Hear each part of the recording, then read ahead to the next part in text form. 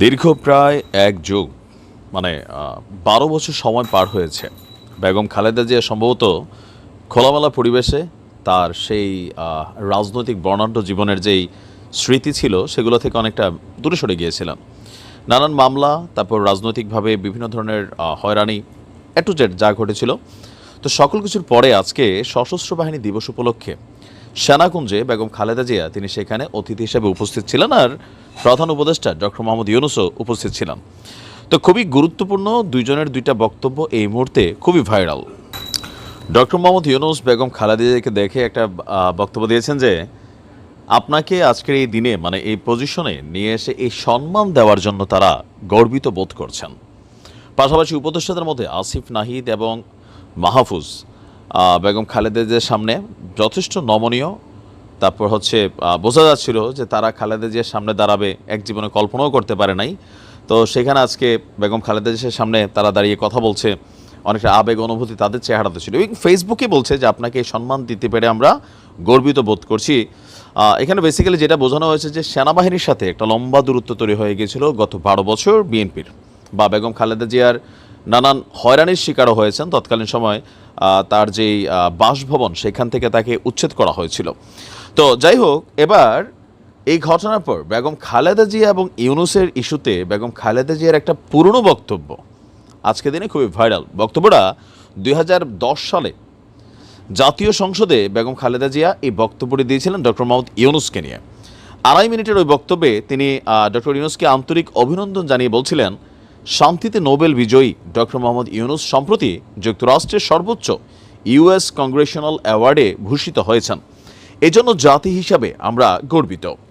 তিনি বলছেন, তবে বাংলাদেশে যেভাবে তিনি মানুষের নিগৃহের শিকার হচ্ছেন তা সত্যি দুঃখজনক। তার মেধা, শ্রম ও ঘামে প্রতিষ্ঠিত গ্রামীণ ব্যাংকও আজ হুমকির মুখে। সরকার নিয়োজিত কমিশন নোবেল বিজয়ী প্রতিষ্ঠান গ্রামীণ ব্যাংককে ভেঙে ১৯ টুকরো করার সুপারিশ করেছে। আমরা এতে স্তম্ভিত।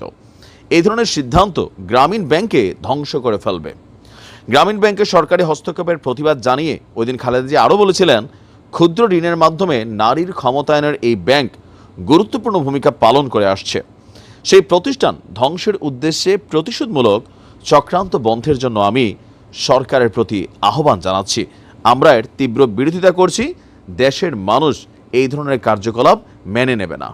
তো লম্বাচূড়া বক্তব্য তিনি দিয়েছিলেন। জাস্ট লাস্টে যে কোটেশনটা ছিল, জাতির জন্য যারা সম্মান বয়ে আনেন সেই কৃতি সন্তানরা যেন দেশেও সম্মান পান তা আমাদের নিশ্চিত করতে হবে, তা না হলে দেশ মেধাশূন্য হয়ে পড়বে।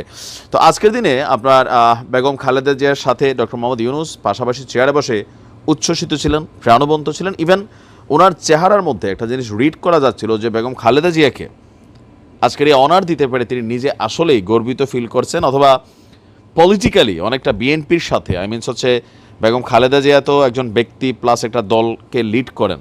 তো সেখানে বিএনপির সাথে অনেকে বলছেন যে আভ্যন্তরীণ যে দূরত্বটা আজকের এই প্রোগ্রামে বেগম খালেদা জিয়াকে সেখানে অনার করে অন্তর্বর্তীকালীন সরকার এবং বিএনপির মধ্যে আভ্যন্তরীণ যে দূরত্ব সেইটারও অনেকটা পজিটিভ ভাইব তৈরি হয়ে যাবে। কারণ এখানে যারা উপদেষ্টাতে আছেন বৈষম্য বিরোধী বা আবার ধরেন সার্জিস আলমরা প্রত্যেকেই কিন্তু এই জিনিসটা নিয়ে পজিটিভ বক্তব্য দিয়েছে। ইভেন বলছে আপনার সেই মনোভাব, সংগ্রামী মনোভাবের কারণেই আমরা অনুপ্রাণিত হয়েছি। মানে অনেক কিছুতে বেগম খালেদা জিয়ার ভূয়সী প্রশংসা করা হয়েছে। তো এটার দুইটা কারণ হতে পারে। একটা হচ্ছে বিএনপির সাথে আভ্যন্তরীণ দূরত্ব, সেটাও দূর হলো। পাশাপাশি বেগম খালেদা জিয়া দীর্ঘদিন পর এমন একটা প্রোগ্রাম তিনি দেখতে পেলেন, উচ্ছ্বসিত থাকবেন স্বাভাবিক। পজিটিভ কিছুই হবে সরকার এবং বিএনপির মধ্যে, বোঝা যাচ্ছে। তো ভালো থাকুন, আসসালামু আলাইকুম।